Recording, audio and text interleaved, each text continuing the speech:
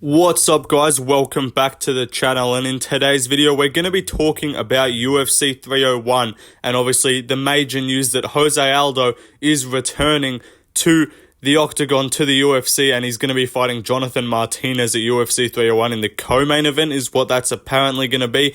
Obviously, we got the news a couple days ago that it's going to be Erceg versus Pantoja as the title fight.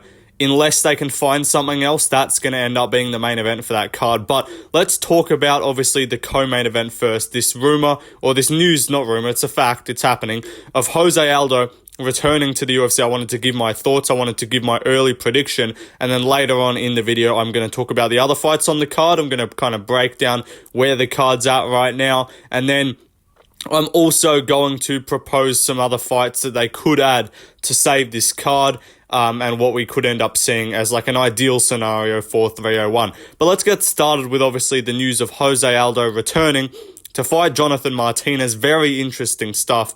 And I don't know what to think about this. Obviously, I'm excited to see Jose Aldo back. I think the fans that are saying like, oh, why do we need this? Jose should have stayed retired. Or why was he inducted into the Hall of Fame then? All this bullshit. Like, they don't know John Jones was literally inducted into the Hall of Fame like 2 years ago and then just came back. And that was he didn't even announce his retirement. He just said, I'm going away for a bit and I'm coming back. And they inducted him. So anyone saying like, oh, you can't come back after you've been inducted into the Hall of Fame, a bit retarded, but whatever, we digress. But yeah, Jose Aldo coming back. I don't know why people would be like upset about Aldo coming back as a whole. Like, I just really don't see a reason why you would actually like be, oh no, I don't like this. Why is Jose Aldo coming back? Like, that just seems like something that would be weird to be annoyed at. I get it if you don't love the matchup. Like, if you're like, why is it Jonathan Martinez versus Jose Aldo? I get that. That is also what I'm kind of like as well. I'm like, why are they doing Martinez of all people? But apparently, the plan was Dominic Cruz. That was what originally was wanted by the UFC. They were trying to make the Dominic Cruz fight, and that is the fight that they should have made. Obviously, Dominic Cruz apparently said that he would not be taking that fight, and apparently because he's actually retarded, Dominic Cruz might be the stupidest fighter on the roster. He said that the reason he's not taking that fight is because he believes he can get a fight higher up the rankings. So yeah, Dominic Cruz turning down a legend, Jose Aldo, in Brazil in a pay-per-view co-main event because he thinks he can fight a few spots up the rankings. That's got to be, if that's true, that's the dumbest thing I've ever heard. If Cruz is injured, obviously that's a different story, but apparently from a good source of mine, Dominic Cruz apparently believes he could fight up the rankings, and so he's looking for a different opportunity. I don't know who he thinks he's gonna fucking fight. You already got head kick KO'd by Cheeto, who just got fucking schooled for the belt. Like, you ain't getting a title shot, bro. At least if you fought Aldo and won, which I doubt he would have if he did, but if he'd fought Aldo and won, at least then you can go like, oh, I could even get a top 5 guy. But like, what? Who are you gonna try and fight? Like fucking Peter Yan or something? You're just gonna lose. Like, Dominic Cruz, you're not a top 5 fighter. Why are you trying to get top matchups? Who cares? Aldo's probably like the biggest name for you in the division right now. The only fight that could have been even close to this big would be like either a Figueiredo or a Garbrandt match. Like, Yan obviously would be big, or be a title shot obviously. But in terms of winnable and a big name and in a big spotlight, Aldo in a co-main event of a pay-per-view, come on, bro, why'd you turn that shit down if that's true? But regardless, the matchup itself, Martinez versus Aldo, I'm not upset about it, of course. It's a actually really interesting style matchup, and I'm gonna have to watch some more tape leading up to the fight before making an official prediction. Right now, I lean Jose Aldo, but I'm obviously very worried that Jonathan Martinez might just kick the fuck out of his legs, but Aldo, with that Muay Thai stance, he's not a guy that gets leg kicked a lot. Like, obviously, Munoz and Volk and stuff, they have people land leg kicks on Aldo, but it's not like they're just hacking his legs. They're not absolutely, like, Aldo's never really been chewed up to the legs and on, like wobbling around, you know, doing the fucking Irish jig because they can only stand on one leg. Like, they're just doing the stanky leg because they can't fucking stand on 2 feet. Like, Aldo's never been that guy, and that's usually what Martinez does to people. And I was hearing Lucas Tracy saying the other day he's picking Martinez. Like, fair enough, I'm not going to say you're wrong for picking Martinez, but he was like, you know, Martinez is only 29 and he's already tied the record for the most leg kick TKOs. Like, I'm 95% sure Barboza had his 2 leg kick TKOs in, like, the first couple years of his career. I don't have time to check this right now because I'm recording it as I go, but confirm in the comments or I'll check after this video. I'm 90% sure Barboza, who's also got 2, and the fact is, like, he's already tied the record. Like, yeah, the record's 2. Like, come on, let's not act like this is some fucking, like, 19 finishes or some shit, or like he's got 7 leg, or he's finished 4 fights in a row with leg kicks. Like, he finished Cub Swanson, who was drained coming down to bantamweight, and then he finished fucking Adrian Yanez, who looked shit in that fight. And really, if you look at his record, I know people thought he was going to beat Rob Font. I didn't, because I'm smart, but the people that thought, like, he kind of got exposed against Font, who's not a power puncher, and also it kind of just seems like all his fights are kind of against mid opposition. And the one, even, like, I think, did he fight Davey Grant? Maybe he fought Davey Grant, but if he did, I'm pretty sure that fight was really close. But, like, he just put some combos together well. He had some cool finishes against, like, Cans, and everyone's thinking he's the next Masvidal.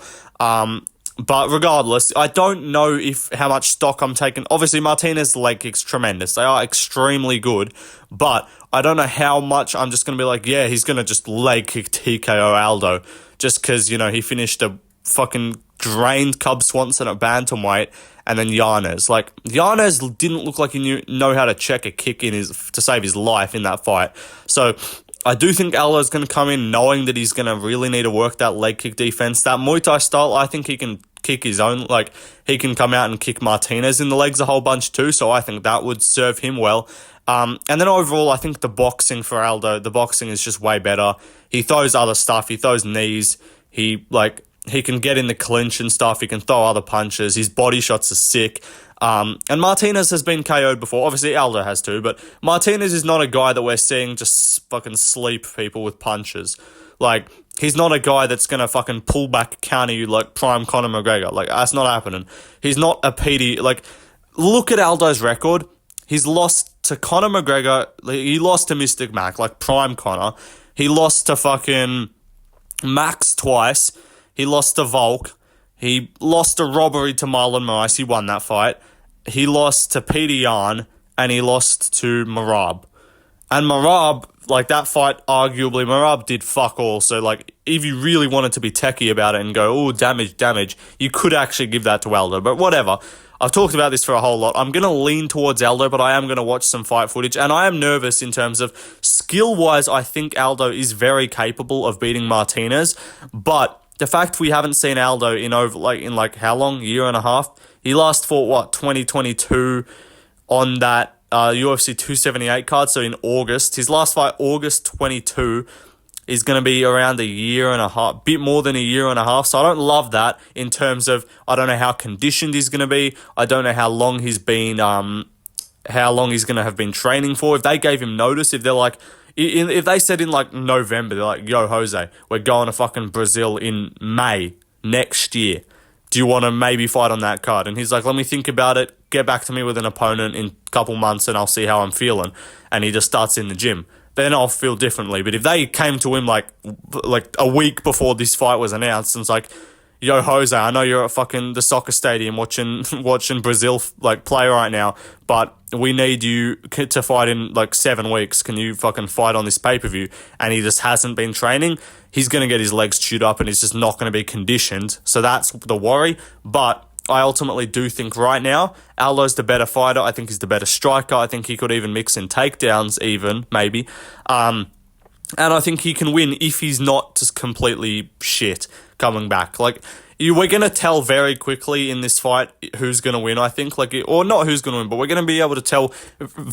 We're going to be able to tell very quickly if Aldo's going to lose. I'll say that much, because if he comes out, looks slow, just starts getting the leg kicked early, he's not taking leg kicks well, then that's wraps. But hopefully we get saucy Aldo, we get USADA, lack of USADA Aldo. Hopefully they let him just jump on all the fucking Brazilian supplements for this, and he comes back and just smokes Martinez, gets a sick win in Rio. That would be amazing. But let's take a look at the other fights on the card, obviously the main event. Alessandro Pantoja versus Steve Erceg is apparently seeming like it's going to be the main event.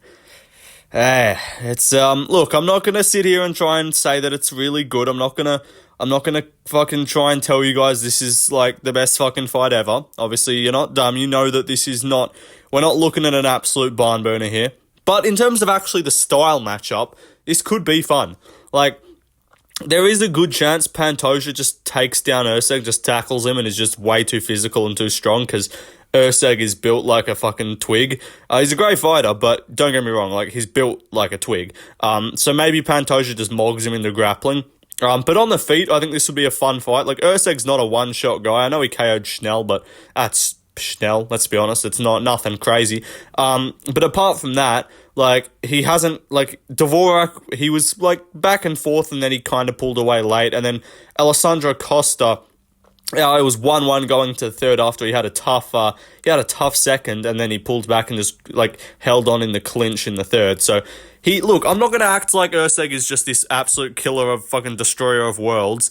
Like, he's not some I am become death destroyer of worlds type of fighter. Like, he's not fucking Oppenheimer out here. But, what's it called? Like, he's still solid. He's very technical. He does have, like, clean, precise striking. So, if Pantoja runs in like a tard, he definitely could catch him and rock him. I doubt we see a, like, TKO or KO win for Erceg, but, you know, maybe if Pantoja goes late, expends a bunch of energy trying to hold him down, and then, you know, gasses out, I could see Erceg pouring it on late with the hands. But ultimately, my prediction is just going to be Pantoja to use a whole lot of grappling, just tackle him. Even on the feet, I think he can have a lot of success. Like, we're not going to act... Let's not act like Pantoja needs to grapple to win this. Like, let's not act like Erceg was 50-50 with Dvorak and Costa on the feet. Like, let's not act like he was just been schooling everyone. Even Schnell was cracking him a couple times. So I do think that Pantoja should get this one done. If they make him a massive favourite, I would definitely hazard a bet on Erceg. I would say, like, just take a dog shot, because these are the kind of fights where those crazy dogs win. Like, the number fucking 10 guy. Lucas Tracer was having an absolute stroke about this fight. Like, I mean, fair enough. Look, I'm not saying it's great, but let's be honest. What, you want a fucking Royval trilogy? Like, okay, let's ignore the fact that flyweights shouldn't be headlining a pay-per-view. Let's just get that out the way. I agree 100%. But let's just say we got to bite that bullet. We're having flyweights. We're having Pantoja main event this card. Do you want him against Royval in a trilogy? It can't be Moreno. Like, Albazi's out. I can't fight because of Ramadan. Manel Kape missed weight. And also, if you look at his record, he actually has not beat anyone that good. Sorry to say, I know all the Manel Kape enjoyers will try and one of them. You know, based Kape is a great fighter.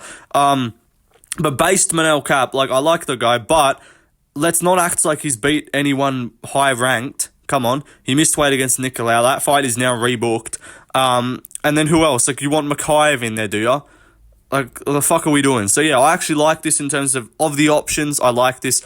But hopefully we can somehow get a better main event, I guess. If Pereira wins, he can come save the day. But I'm picking Pantoja by submission, I'll say. Yeah, I'll go with that as my official call. But let's move on to the rest of the card. So, as you can see here, we're not working with a whole lot. Obviously, this is not updated with the Aldo fight, but this is the thing I found. So, obviously, main event. Then we got Michel Pereira versus Makhmud Muradov, Paul Craig versus Caio Borralho, Anthony Smith versus Petrino, Joaquim Silva versus Drakkar Klose, Kovacevic versus Lucindo. This order is really weird. I don't know what the fuck they're doing, but let's talk about a couple of those fights. Michel Pereira versus Makhmud Muradov. Look, I don't love the fight. It's alright. Pereira's going to be fun, and obviously I'm going to provide some fights to add to this card in a bit, which obviously aren't going to get made because the UFC aren't intelligent. But he's probably going to end up getting on the main card if they don't add any crazy fights onto the main card. So, look, Michel Pereira is fun. I wouldn't have minded this if it was a ranked guy. Like, if Chris Curtis hadn't ended up stepping in to fight Allen, you know, Chris Curtis versus Pereira would be fun as, like, Dolidze versus Pereira. I would have liked to see him versus a ranked guy. But it is what it is. Look, I'm not going to hate on the fight. I'll be picking Pereira to win by first round TKO or submission, because Muradov is not good at all. But what else do we have? Anthony on paper Smith versus Vitor Petrino. Look, we got two ranked guys here, so, you know, there's a lot to get excited about. But apart from that, you know, it's two bottom of the barrel, well, not bottom of the barrel, two lower end light heavyweight ranking guy in the light heavyweight division, I should say. I don't know what I'm saying. But yeah, Petrino's on his way up. Not a crazy impressive performance in his last one, but they're giving him a bit of a spotlight, you know. Anthony Smith, on paper, he could win this fight, but knowing him, he's going to think Petrino's attacking his family, and he's going to shit the bed inside the cage, stand there, and just get TKO'd. So yeah, I'm picking Petrino to win by finish because Smith is just old and washed. What else do we have here? Paul Craig versus Caio Borralho. Also, the number 15 Brazilian guy versus, I think, the number 12 or 13 guy that's going to be defending his ranking, Paul Craig, in that sense. Borralho, obviously, as the up-and-comer. Again, not a crazy fight. I'm going to be picking Borralho to win by finish, maybe TKO on the ground or on the feet. Paul Craig, you know, everyone thinks he's just this absolute wizard on the ground that you just can't... You can't go to the ground with Paul Craig, man. That guy's nasty. But I think Brendan Allen proved that you can go to the ground with Paul Craig if you just know how to defend basic submissions. Just impose your will. All you got to do is not just sit on top and wait for him to shoot up a triangle, and you're fine. Like, if you are just working constantly, imposing your will, not letting this guy get anything off, you can get him out of there and you can win on the ground or on the feet. So I'll be picking Borralho to win. But let's look at the rest of the card here. We got Brito versus Shaw, Silva versus Gomes, Brenner versus Oralby, and then two other random fights. Costa versus Borjas is alright, but that random women's fight, no one gives a fuck. Let's talk about some of these. Joe Anderson, Brito versus Jack Shaw is actually a really good fight. Brito arguably should be fighting a ranked guy. Dan Ige. You know, this guy aggressively calls out Dan Ige after every fight. I don't know why they haven't made this yet. I guess Jack Shaw, it's good enough. I'm happy to see Brito in there. But I would have liked to see him versus a ranked guy. Like, look, if you're gonna refuse to put any of your big name Brazilian fighters, apart from obviously Jose Aldo and Pantoja, like, if you're just not gonna give any other big name Brazilian fighters on this card, at least make the guys you're fighting just fight lower level guys in the lower end guys in the rankings. Like, you could have given like Brenner a ranked guy. You could have given Brito a ranked guy. Like, come on, bro. Let's get at least, because then even though the card will still be the same, like, it'll still be like, okay, whatever, no one really cares. But at least then you can have somewhat of like, oh, look, there's some ranked people on the prelims. We got some stakes here. Like Brazilian fighters fighting for rankings on the prelims. Like, you could have done that. Like how they did with Canada. They did Malott versus Magny, and then they did Barriault versus Curtis. Like, two Canadian guys that arguably don't deserve ranked opponents, but you just give them ranked opponents, so at least they can have a somewhat known guy on the card. But I'll be picking Brito to win by TKO or submission. He's going to smoke Jack Shaw, who's just a little bit soy for the featherweight division. Get back to bantamweight, bro. You know, just stop being undisciplined, stop being fat like Christian Rodriguez. Just cut to your weight class that you're going to be good at. You ain't doing shit at featherweight, little bro. But yeah, my Tebek Oralby versus Elvis Brenner. I'm actually really excited for this one too. And Brenner is another guy that, coming off 3 wins in 2023, even though obviously only one of them was really against the high-level guy against Guram when he finished him, you could have arguably given this guy a ranked guy too. Like, come on, give this guy a fucking Drew Dober or something. Like, that'd be fun. But the Majtebek Oralby fight is actually really interesting because Oralby got a big win last time against Uros Medic, and this should be a good fight. You know, these two fighting straight out the prehistoric times. They're fighting for each other's pet woolly mammoths. You know, one woolly mammoth will remain, and the other one will have to be thrown off a cliff or something. Like, I don't know. They're fighting for, like, who knows what they're fighting for, a bag of rocks. Like, they're fighting for a fucking fur coat. Like, these guys, they're fighting straight out of 20 fucking BC. Crazy stuff here. Amazing matchup. Looking forward to it. The winner will be crowned the Jurassic title of the world. But we move on to another fight. Next one here, Gene Silva versus William Gomes. This might be the only way to make a William Gomes fight entertaining, because if you don't know who this guy is, he is the French version of Israel Adesanya at featherweight. Like, this guy is all leg kicks, all range, no engagement, and a whole lot of nothing. But Gene Silva is quite the opposite. He's fully autistic. He's an absolute tard, and we love him for it. His first fight was actually on the first fight of the first card of this year against Weston Wilson. He beat the fuck out of him.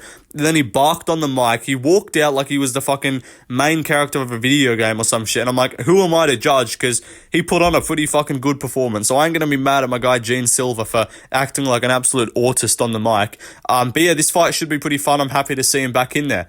But yeah, that's the whole card, so it's fucking rough, let's be honest. But I'm going to save the card and I'm going to add some fights to it. So here we go. The first potential fight that I have to add to this card is very unlikely, but it's Alex Pereira with a quick title defense against one of the three guys on the screen that you see.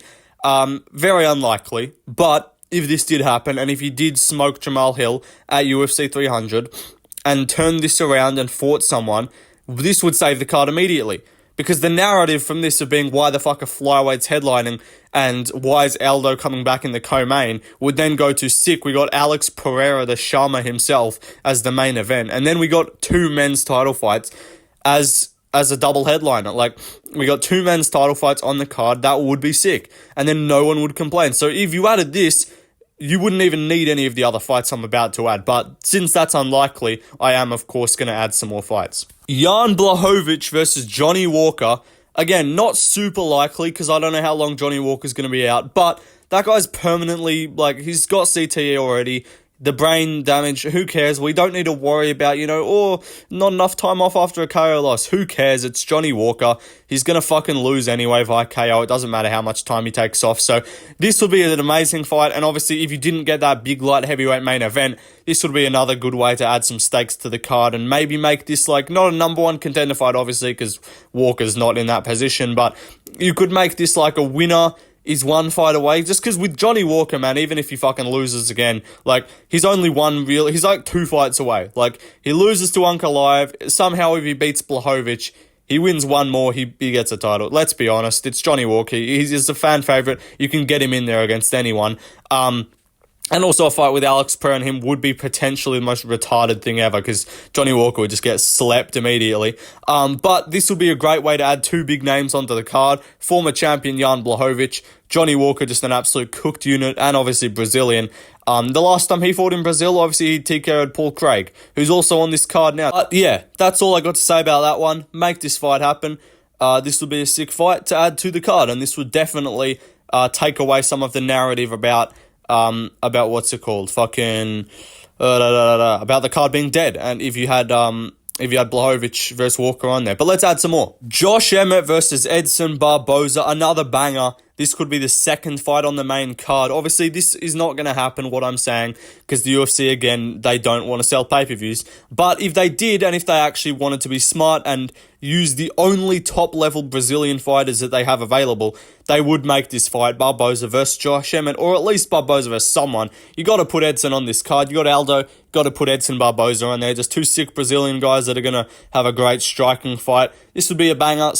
Josh Emmett's going to swing some big meaty hooks. Barboza's going to swing a whole bunch of fucking spinning wheel kicks at his head, and we're going to have a great time watching it if it did happen. And if this doesn't happen, I don't know what the fuck they're doing, because why would you not put Barboza on the card? But let's have another one. Paulo Costa versus Roman Dolidze. Again, unlikely, because I doubt Costa's wanting to turn around too quickly after the Whittaker fight. But if he did, Dolidze is an extremely winnable opponent. He would definitely win because Dolidze sucks. I've no idea why anyone picked him to beat Imavov. But this would be an amazing main card opener. Again, unlikely, but I'm going kind of in order of like somewhat realistic, but more so like in order of what would save the card more. That's why I obviously put Pereira first, and then Blachowicz Walker, then Emmett Barboza, and this would also, actually this probably saves it more than the other few just because of Costa. But yeah, this would be an amazing main card opener, or anywhere on the card really. But yeah, sick fight. Costa would actually bring some attention to it, and then we would start to have some star power. Imagine we get a card with Alessandro Pantoja, Jose Aldo, Johnny Walker, Edson Barboza, and Paulo Costa. Like, those are the Brazilian fighters on the main card. Like, we're cooking with gas here. We're cooking up, and we're making an absolute feast of a card. But they're not going to do this. But let's move on to some less exciting but more realistic fights. Robelis de Spain versus Marcos Rogerio de Lima. De Lima, obviously Brazilian. De Spain's from Cuba. It's close enough. He speaks Spanish. I know in Brazil we speak Portuguese. But like, it's close enough. There'd be a few people that could get around him. Obviously De Lima would be the hometown favorite here. But yeah, Brazilian versus De Spain, South America versus Central America. We're fine. This will be a good fight to make as like a prelim headliner. somewhere on the prelims. This would be a banger. I want to see Despain back in there making quick turnarounds because he ain't going to take any fucking damage when he fights, and he's a heavyweight, so you don't need to cut weight. But yeah, so make this fight happen. Fight to make is Gregory Rodriguez versus Marc-Andre Berriault. This is not a banger. Like, I mean, no, it's a fun fight. It's RoboCop, of course, so I take that back. But this is not like a wow, massive name value fight. But RoboCop was on the last Brazilian pay-per-view when he fought Bruno Ferreira, who I'm also going to have here in a moment. Marc-Andre Berriault is just the first guy I looked through when I found the rankings. Just a guy, just a big slugger, just a big thudding puncher who's just going to swing a bunch of arm punches and not do a whole lot. And I would pick RoboCop to sleep him. Again, I wanted RoboCop to fight a ranked guy. I wanted him to fight Chris Curtis, actually, but obviously Curtis stepping in to fight Allen. But yeah, if he wins this, obviously, what's his name? Berriault just fought Curtis, so if he wins this, you could say, I just smoked this guy, you took him to a decision, I'm going to beat you, Chris Curtis, something like that. You could set him up for a ranked guy here, but yeah, this would just be another fight to add on the prelims. If they don't add any of my genius main card selections, and instead they keep Smith versus Petrino and Craig versus Borralho and Pereira versus Mahmoud, if that's on the main card instead, at least this would add a bit more spice to the prelims. But let's add some more fights. Bruno Ferreira versus Armen Petrosian. Just another two guys I found at middleweight. Ferreira, obviously Brazilian, fought on the last Brazil card, slept RoboCop out bad. And yeah, get him on this card. He'd be a banger. He'd be a guy that, again, not a massive name value, but if the UFC just wants to be like, we're not forking out big paychecks to fight, like, to high-level fighters. We're not going to fork out a bunch of... We're already paying Aldo. We're already paying Pantoja pay-per-view points as a champion. We're not forking out a bunch of money to Johnny Walker, to Blachowicz, to Barboza, to Emmett, like, to Costa, to all these guys. If they're not forking out all this money, you can just do another one of these fights. Just chuck some bangers on there, because the last card was not, the last Brazilian pay-per-view was not star-studded. That's something I wanted to mention briefly. Like, main event and co-man was sick, but think about it, they originally this is a very similar situation. They originally did not plan to have that light heavyweight fight on the card. The plan was, they did not plan, that was the plan. They didn't plan, and they were going to do Moreno versus Figueiredo 4, which is obviously a bigger fight than Pantoja Erceg, but that was going to be the main event. That was the main event of the card. And then obviously circumstances permitted and we got a light heavyweight title. And then everyone's like, oh, this card's amazing. But the rest of that card was not name value stacked. Like, it was Craig versus Walker, Andrade versus Murphy, and Burns versus Magny on the main card. Like, let's not act like that was turning the heat up. Like, that was not blowing people's socks off as a pay-per-view. So let's not act like this card is just completely down the drain. And if somehow they add that light heavyweight title fight, it's arguably better than the last Brazilian pay-per-view, but I doubt it. Anyway, yeah, this is just another banger fight to add. Let's add some more. Ismael Bonfim versus Jamie Malaki. Of course, Bonfim was on the last Brazilian pay-per-view. He KO'd McKinney, so I think it'd be sick to get him back in there on the prelims. Obviously, there's only a few more spots on this card, as you saw before. I think there's already 12 fights, so I'm not saying to add all these fights and have a 20-fight card, of course. I mean, I wouldn't object if they did, but they're just not going to. But I'm kind of saying, like, give us any of these. These are just the fights. This is the ones I went to first. Obviously, that's the, like, ideal scenario, but I'm like, this is the order. If you can't do these stacked ones, if you can't make all these banger fights, at least just chuck some good quality, fun fights. Bonfim versus Malaki would just be a good scrap. Let's move on. Gabriel Bonfim, the other Bonfim brother, versus Carlston Harris. Another fight where the last Bonfim was on both of the Brazil cards recently, on the fight night where he kind of got fraud checked, and then on the pay-per-view before that where he got a quick sub.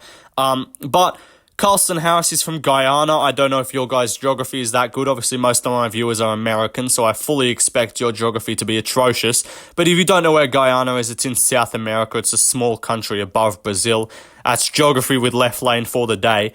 Guyana's a small little country above Brazil, so obviously South American Spanish speaking, I'm 95% sure. I'd imagine Spanish speaking because Brazil is the only one that speaks Portuguese. But yeah, Guyana versus Brazil, two South American fighters. You could make that fight happen easily. And the last one I have here is Thiago Moises versus, who did I put?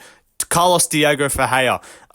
Just another fight you could do on the card. Moises got a quick win. He called out Dan Hooker. I doubt that would be a fight that would get put on this card if it did happen, but yeah, if they're in desperate need, if they want to add another somewhat known guy. Moises was also on the last Brazilian pay-per-view. So yeah, that is the card here. You can now see it on screen. My ideal scenario of a card. This is if they did all things correct, if they were very intelligent. So obviously main event, not ideal, but still, we're sticking Erceg Pantoja. Obviously, if they get that light heavyweight title on there, that's amazing. But yeah, Erceg Pantoja, Aldo Martinez, and then my proposed 3 other fights on the main card. Blachowicz versus Walker, Barboza versus Emmett, Costa versus Dolidze on the prelims. Not Despain on just De Lima, sorry, because that is if they can't get those other fights. But obviously the fights that are already, all the other fights are already on there. You know, fucking Petrino Smith, Borrelio Craig, Oral by Brenner, all these fights, get them on the prelims, because I'm sorry, I love these fighters, they're great, they're good fun fights, but they're not main card worthy. So that'll be it, that's the card done. Hope you guys, or that's how to save UFC Brazil. Hope you guys enjoyed. Ultimately, look, the card, it's not atrocious, there's just no names, it's going to sell no pay-per-views, but I don't hate the card as a whole, but yeah, it's not ideal. See you guys in the next one, peace out.